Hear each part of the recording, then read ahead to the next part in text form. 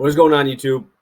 PPS here, YouTube Play of the Day. It's our first NBA play of the season. I'm going to be rolling with one NBA spot. Everything's going to be probably, a little smaller in terms of unit size than we have been lately, just because obviously football, we have a lot more data points, and MLB was obviously rolling there. But I believe we're going to be probably done with MLB. So closes out a great season, 65-47 on YouTube Play of the Days, 15.77 units.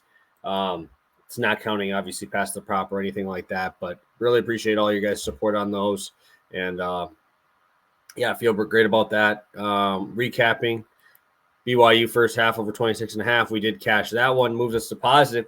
We're in the green, 4.3, 4 and 3.6 units profit as we head into NBA. It's an exciting time. I'm going to probably be a little bit smaller, like in terms of how often I do these, just because I want a little bit more data. I know last year I didn't have a ton of YouTube Play of the Days for these because we did a lot of pass the prop. But I only did 21 total YouTube Play of the Day shows with this because we do, NBA pass the prop as well. So, and usually the Wednesday, Friday slates, the days we were doing those are way bigger, and I don't do weekend NBA. So, without further ado, let's go. We have a 4-gamer today. Obviously, yesterday was massive. I'll be on FanDuel here. I'm going to be playing Nikola Jokic over 12.5 rebounds. Do I think we could see Jokic sit this game? Possibly. He played 44 minutes last night. But every one of the starters played heavy minutes. Like, it wasn't just him. Obviously, you're getting a rested Nets team here. But I'm curious what's going to happen with Simmons sitting. I think you have to start Nick Claxton. I know in their matchup last year, he had 16 rebounds. Jokic had 11. But Claxton, as of right now, has just been so close to the hoop. I just love those opportunities. So far this year in the 3 games, it's 4.6 feet away from the basket. That is very, very close. Like, that's where you want to be, right? Jokic is about 5. So I'm expecting those guys to be down low in those situations. I don't expect Aaron Gordon down there. Seeing as they're pretty much running 4 wings, 5 if you count Simmons. I don't know what you count Simmons. I don't know what he is technically, but with him sitting, I have a really tough time seeing who's going to match up with with Jokic outside of Claxton. Just looking at their team overall, they're playing very, very small, and I think this is a game where you just see Jokic just kind of go for one of those stupid numbers on the rebounding numbers or rebounding stats, because we've seen these games so far this year. Milwaukee, they beat Milwaukee.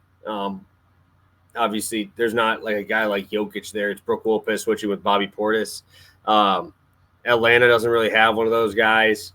That's going to be just popped down there without because they're just splitting with Okongwu and Capella there. But what I did like to see was we saw 11 rebounds from Wendell Carter Jr. in that first matchup, second game of the season.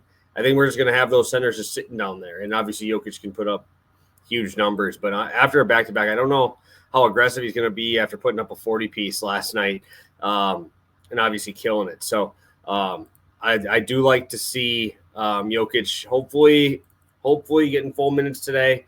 If they do pull back, I don't know who else they would really pull back along with them, because, like I said, this was an overtime game last night.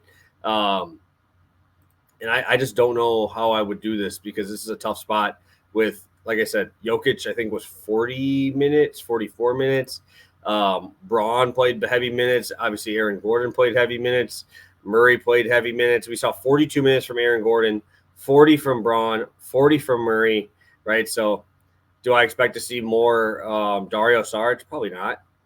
So I think if they do, they'll probably sit one of them, and I think that'll just give me more opportunity for Jokic here. So could see him sitting in this game as well, just because they don't really, in my opinion, really need him, with them not really rolling a center out there. But I think if Jokic does play tonight, he's going to go crazy on these boys. And it was nice because the Nuggets did start out the season struggling a little bit in those first 2 games. So they got back on track, coming off another game on the road here. I know they're going straight from Toronto over to New York, or to Brooklyn, and then to the Timberwolves for a primetime game on the 1st. So it's good to see them bounce back. Obviously, tough matchups with the Clippers and Thunder to start the season. But I'm ready for some Jokic action here tonight. and feel pretty good about him tonight. So thank you guys for tuning in. Appreciate it. Quick one here today. I'll make sure to put this on action as well to track it. I went 1-1 yesterday on the NBA over there just because Kobe White just decided to hit everything and not get assists in that game. So feeling good about tonight. Hopefully we can get this winner here with Jokic. So thank you guys so much for tuning in. I appreciate it. And we'll talk tomorrow live for Pass the Prop. Have a good one, guys.